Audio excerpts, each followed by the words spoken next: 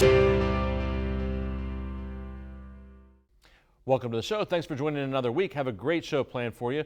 Later on, I'll have with me Shane Rice, who's the head golf professional at Ogilby here in Wheeling. We'll be talking about all things golf because it is Masters Week after all, and that also means springtime. And, you know, when you think about springtime here in the Ohio Valley, one of the things that has been happening in the last several years is something called First Fridays that the city of Wheeling has been doing, where the first Friday of each month through the summer months, there's a lot of happenings going on downtown in the Center Market area. And you know, people have really been, giving good reviews to these First Friday events, and really an opportunity for people that are young and old alike to go down. I don't think for kids necessarily, but you know, young adults and old adults alike to go down and enjoy some drinks and some music and things of that nature in the Wheeling area, akin to some things that maybe you'd see sometimes in some bigger cities. So take advantage of that, and you can always go to websites such as the Wheeling Visitors and Convention Bureau website and check out those types of things, see what's happening. But it is the first Friday of every month, pretty easy to remember. So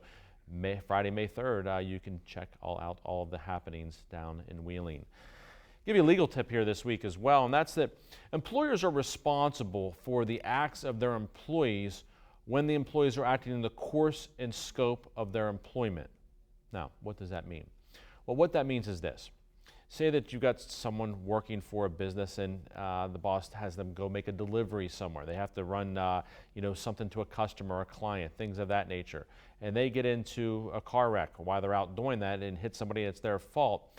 The employer is on the hook for that because that employee was in the course and scope of business, meaning, hey, they were doing their job. Now, on the other hand, things such as traveling to and from work typically do not fall within the course and scope of employment, although they can be at times, depending upon how you're traveling. For example, if I were to send an employee from, say Wheeling to Charleston, West Virginia, to go down there to do some type of business. When they leave from their home, if they're going directly to, say, a courthouse in Charleston, well, during that trip there, that could be in the course and scope, even though they left from home. So, there are different things that could be in the course and scope of business. Then also, of course, employees can commit negligent acts in the course of doing the actual business itself. For example, if a medical professional makes an error that's negligent during the course of providing care and treatment to someone, and they work for a hospital, they are a hospital employee, the hospital is called what's called vicariously liable, meaning they are liable for that employee's acts because they were in the course and scope of their employment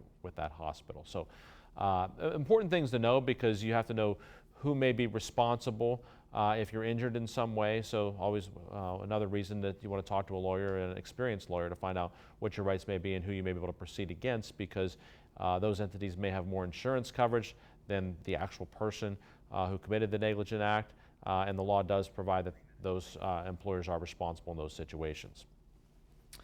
Turning to a quote, I try to give you a quote every week, and this week I'll give you one as well. And with it being the springtime, I'll give you one here regarding spring. And this comes from Bernard Williams, who's an English philosopher, and he said, "The day the Lord created hope was probably the same day he created spring." And a lot of truth to that, because I think that springtime does provide us with a lot of hope. I was just outside walking around my office yesterday, the day before, and started to see the trees blooming and seeing some of the flowers come up and some of that. And even snapped a couple of pictures because I always enjoy that. But just a beautiful time of year, and it always does remind you of that, rebirth, the growth. I think it's always appropriate that it happens in the springtime, when Easter also happens, and a good time in the church. And but I really enjoy just seeing all of the leaves start to come onto the trees. I point them out to my kids. They always think I'm a little bit crazy, or why are you pointing this out to us? But I just enjoy this time of year, going up to Ogilby, seeing it happen there. Maybe no finer place in the state of West Virginia to really enjoy that than Ogilby, and they take such wonderful care of the grounds up there. So really a great time of year, and I thought that was a great quote there by Bernard Williams. Speaking of Ogilby, after we take a break, I'll have with me Shane Rice, who's the head golf professional at Ogilby. He'll be right with us after the break. Stay with us here on the Jamie Bordas Show. When reviewing your oil and gas offers or royalty check statements, do you wonder, am I being offered a fair amount? Do I feel comfortable reading the statement? Do I have peace of mind? If you answered no to these questions, you need Bordas Mineral Management. Our passion is helping mineral owners protect and expand their mineral wealth. Our examiners tell you whether you're being treated fairly and getting paid what is rightfully yours. Bordas Mineral Management. Be protected. Have peace of mind.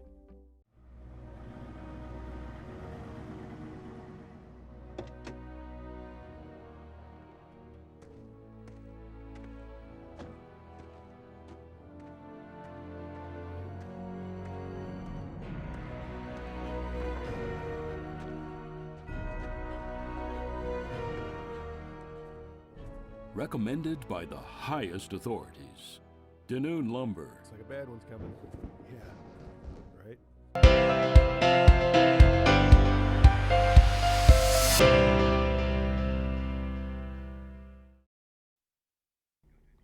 Welcome back to the show. My favorite time each week is when I have a guest with me, and this week's no different. I have with me Shane Rice, who's the head golf pro at Ogilby and also women's golf coach at West Liberty University. Shane, thanks for being here on the show. Thanks for having me.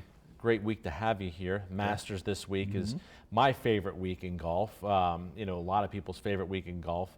And of course, the first major of the year, and so exciting time for golf. But you're the head golf pro at Ogilby, and what are some of the things happening at Ogilby these days? Any changes or anything people can expect this spring and summer? Yeah, you know, we'll have some changes.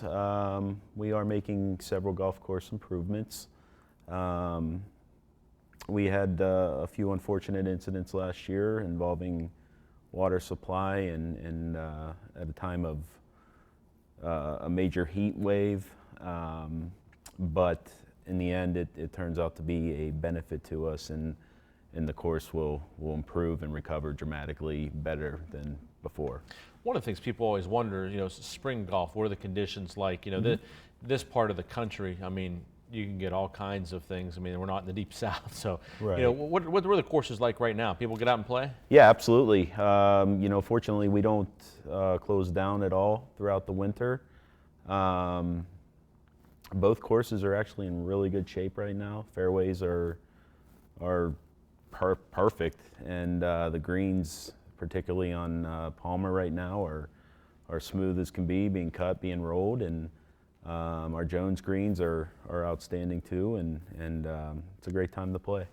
Now, you're not from this area originally, No, you sir. know, from Pennsylvania. You know, how does someone like yourself end up as the head golf pro at Ogilby? You know, it's kind of a long story, but for about 15 years prior to coming to Ogilby, I always played in the Good Friday Open on the Jones course, so I was somewhat familiar with the area, and several years ago the position opened up, and I was always very fond of Ogilby just in my brief trips down here, so I applied and went through the interview process and was offered the position, and very fortunate that that happened, and I've enjoyed my time there ever since. You know, a lot of people may not know what all goes into being the head golf pro at a place like Ogilby. I mean, what's your day-to-day involved, and what are some of the things that you do? Oh, heck, we do a lot. You know, everything from managing the golf shop to merchandising to, you know, some more of our day-to-day operations and managing the tee sheet and getting play out, monitoring play. And in my particular case, my primary function there is as an instructor. You know, let's talk about that a little bit. You know, I think of instructor, you know, I think of, you hear about, you know, guys like Tiger Woods having, you know, golf coaches, things like that. And I assume it's pretty similar, but I mean, do you do adults, kids, or everything in between, or how does that work? Yeah, all age groups. I can tell you at this moment, I have students everywhere from age 5 to 88 and Wow. everywhere in between. So, yeah, we kind of run the whole gamut there from an instruction standpoint. One of the things that I've always wondered, just because I don't get out and golf a lot, I play sometimes for charity and that's about it, but you know, I watch golf on TV and I look at the pin placement and think, okay, those holes are cut in a different spot every day when you're watching that tournament. Yes. You know, is that something that you decide when you're doing things at Ogilby in terms of where the holes will be cut, the pin placement? Yeah, it is sometimes. Our superintendent, outstanding superintendent, Nick Janovich, he has kind of a system of pin placements that we use. You know, oftentimes at our busiest times, we'll try to use the easier pins to kind of keep pace of play moving. But for instance, this coming weekend, I'm hosting a MEC conference spring tournament for my girls team at West Liberty. And in those specific cases, I personally pick out the pin positions and create a pin sheet, give it to Nick, and Nick cuts the holes there on the days of the tournament.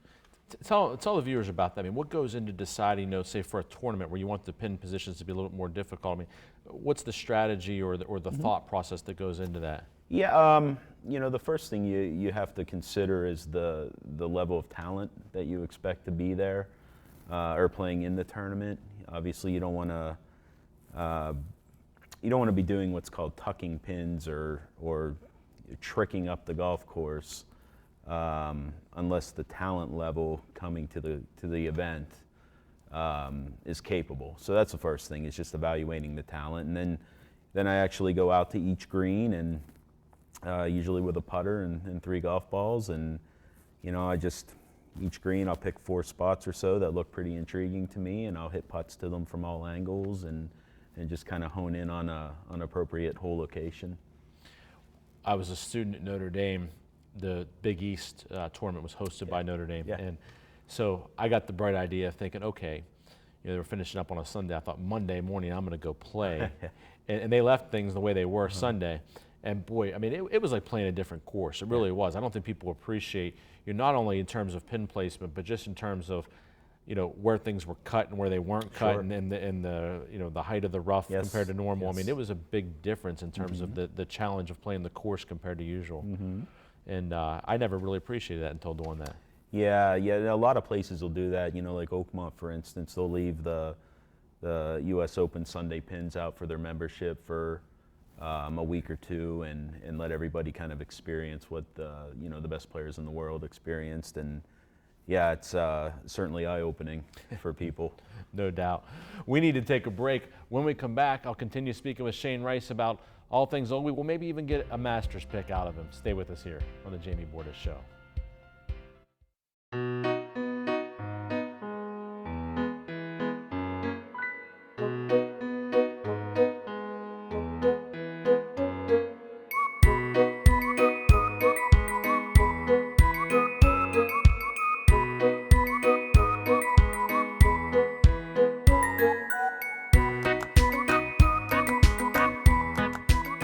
You earned it.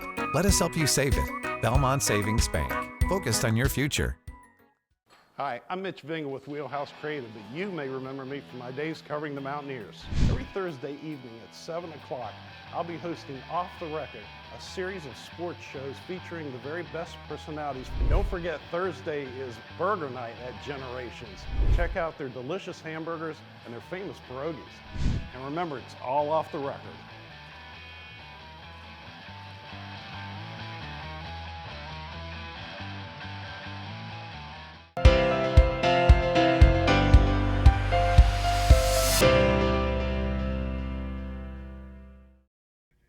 Welcome back to the show. I've been speaking with my guest this week, Shane Rice, who's the head golf pro at Ogleby and also women's golf coach at West Liberty University. And let's talk a little bit about that. I mean, the women's game has really come on, in the last especially decade or so. And I keep wondering when it's really going to kind of take off all the way. I think probably the female version of Tiger Woods is going to have to come along for it to probably gain mainstream interest, I think. Would hope. But what are you seeing in the women's game? I mean, a lot more interest now. Yeah, definitely. The PGA of America has really pushed the initiative for us to try to grow the game to 2 segments, women being one and children being the other. So a lot of the initiatives that we see out there now are really geared towards growing the game to those demographics. I personally have seen women's golf really flourish. We have a real strong women's program at Ogleby, and one of the things that we've kind of experienced through the years is that the reason women haven't gotten into the game so much is just anxiety. So what we do is we offer a program called Get Golf Ready, which is geared towards the complete beginner and women specifically sometimes. And it's a group setting, and we teach them everything from how to swing a club to how to drive a golf cart, how to call a facility and make a tee time. And as you start to alleviate some of the anxiety and make it a more of a social setting with very low stress, the women seem to really gravitate to the game. I heard not too long ago about how many scholarships are out there for women golfers, and that they're just even some that go unfilled because there just aren't enough players that have interest. But really an opportunity for young girls, if they will get into that, to find a way to pay for a little bit of college too. Yeah, absolutely. You know, speaking from the MEC conference, you know, I can tell you if your daughter can walk 18 holes of golf, physically walk, she can get money to play. Huh. It is out there. Very attainable, and yes, there are several instances, even in my particular case, where scholarship funds have gone unused. You mentioned getting women and youth involved, and I've heard of the First Tee program, Yes. and tell the viewers a little bit about that, what it is, what it entails. Yeah, the First Tee program's outstanding. If you watch any sort of sports or golf-related stuff on TV, you'll see advertising for it. But the goal of the First Tee is to teach kids or youth life skills and core values through the game of golf. I was a director of instruction for the First Tee of Pittsburgh for 7 years prior to coming to Ogilby. And once I arrived here, I knew, as I learned a little more about the area and just how golf nuts it is down here in this valley, I knew that it was a program that I wanted to try to bring to Ogilby. So in July of 2017, we were able to launch our initial First Tee clinics, and it's just, the growth has been really phenomenal. Just in 3 years, I mean, we've gone from 50 kids in our youth program to almost 270. Wow. And but the First Tee is a really cool program because it does teach the children much more than just golf. If there was one tip you could give to amateur players in terms of one golf tip, and Sure. saying, hey, do this, don't do this, what would it be? Oh, that's a good one.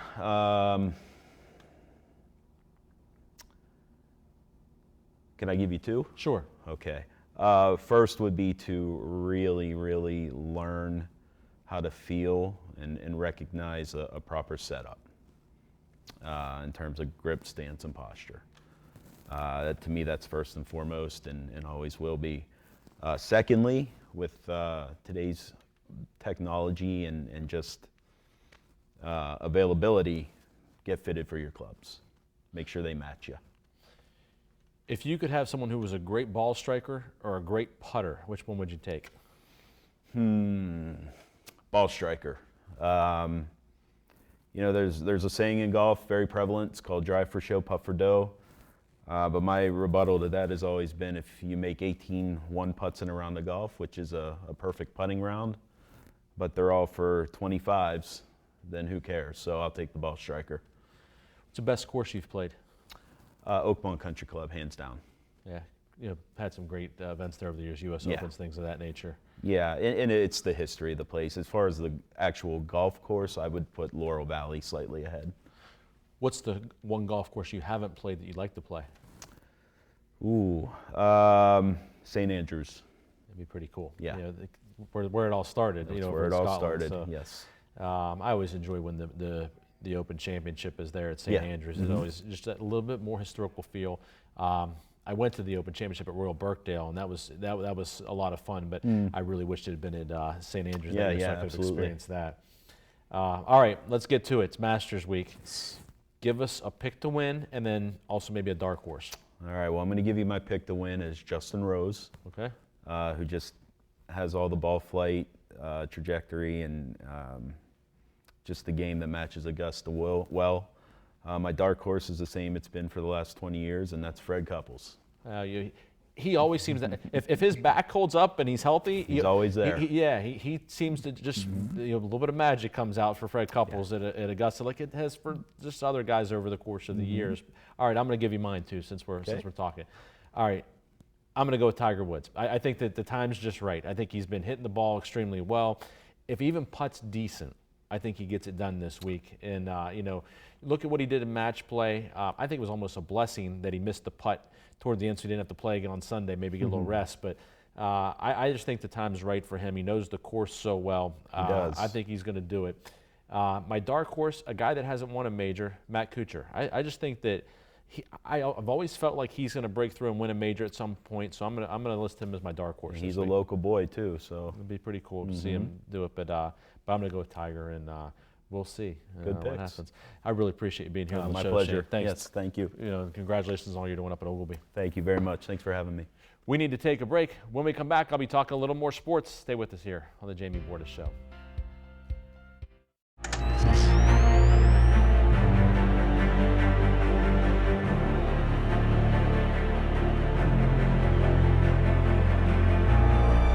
Sometimes bad things happen to good people. At Bordas & Bordas, when we see this, we do something about it. We can't prevent bad things from happening, but we can get justice when they do. Bordas and Bordas, fighting for justice. We're Panhandle Cleaning and Restoration, and we're gonna save you. We've got it down to a science, an absolute state of art. We do it all, restoration, cleaning, and reconstruction. When disaster strikes, just pick up the phone. We're Panhandle Cleaning and Restoration, and we're gonna save you.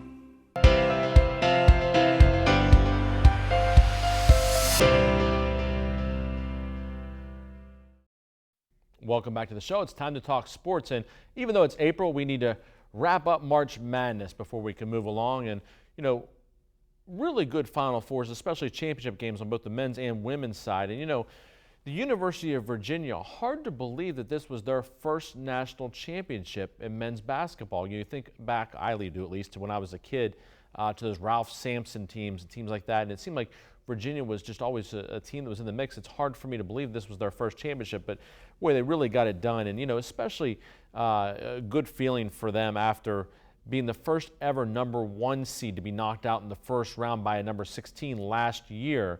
Of course, not even just knocked out, but really, not even competitive in that game. And to come back now and as a 1 seed this year, win it all, really something special. And Coach Bennett, just a class act for them. Remember the speech he gave last year after they got knocked out in the first round, and really kind of saying, hey, basically this isn't the end of the world type thing. And to see them now cut down the nets, I was really happy for that program, for that team, for that coach to be able to do that, and really fun to watch that team play. And of course, they defeated a Texas Tech team that had just lost to WVU in the Big 12 tournament. I mean, you can remember that was the last team to beat Texas Tech before they lost to Virginia in the championship game the other night.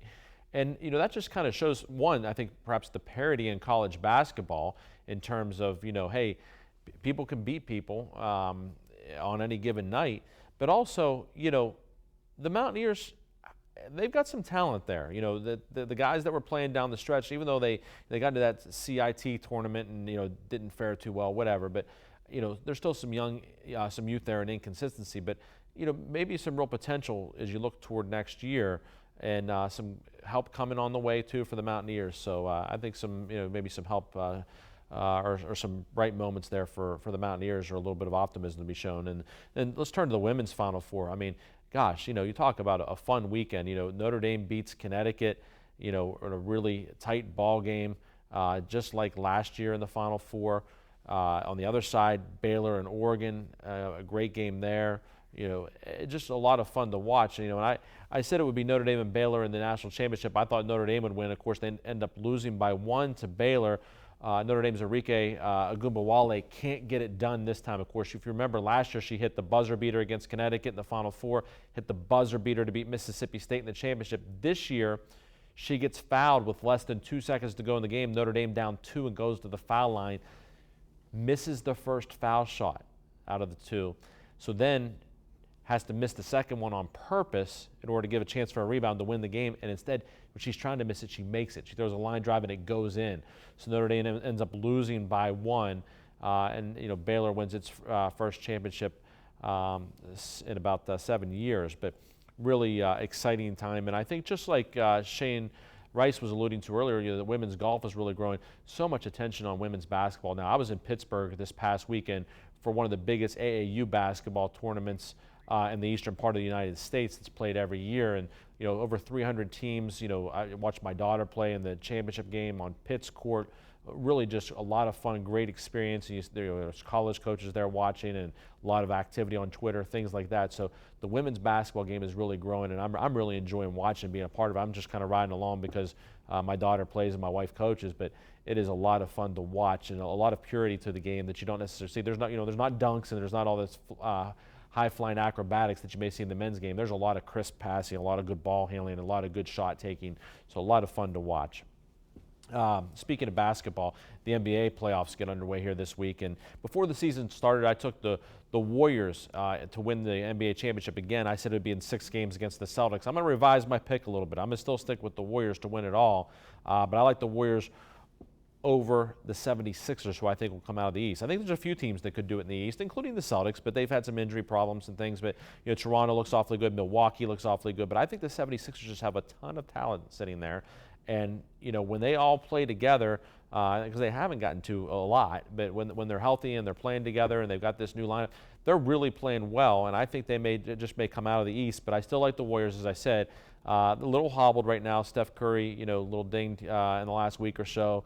DeMarcus Cousins has been a great addition for the Warriors at center, something the Warriors have really lacked in recent years, which is a dominant presence at center. But they've kind of only played him every other game because he's coming off a torn Achilles, so he didn't even come onto the active roster until mid-season, and they've been playing him every other game. It'll be interesting to see how Steve Kerr, the coach of the Warriors, handles DeMarcus Cousins in the postseason, where you don't always have the luxury of playing someone every other day or every other game. So I think we'll expect to see him play a little bit more, but maybe still rest them when they can, perhaps maybe in the early rounds especially. So that'll be interesting to watch. And, of course, these NBA playoffs will be without LeBron James for the first time in years and years.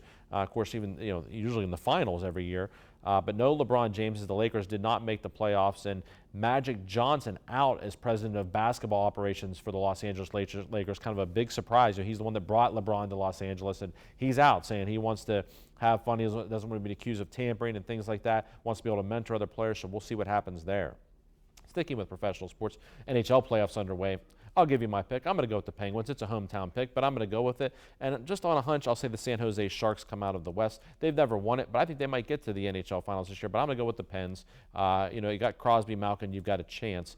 Pirates, good starting pitching still. That relief pitching, especially the middle relief, better get it going because they're not going to be in contention in midseason to make any trades if they don't, get that relief pitching going. I think they're going to wait too long to make some moves, but the Pirates are interesting to watch with that starting pitching kind of clicking on all cylinders for the most part. That's all the time we have this week. I appreciate you joining in. We'll see you again next time on the Jamie Bordas Show.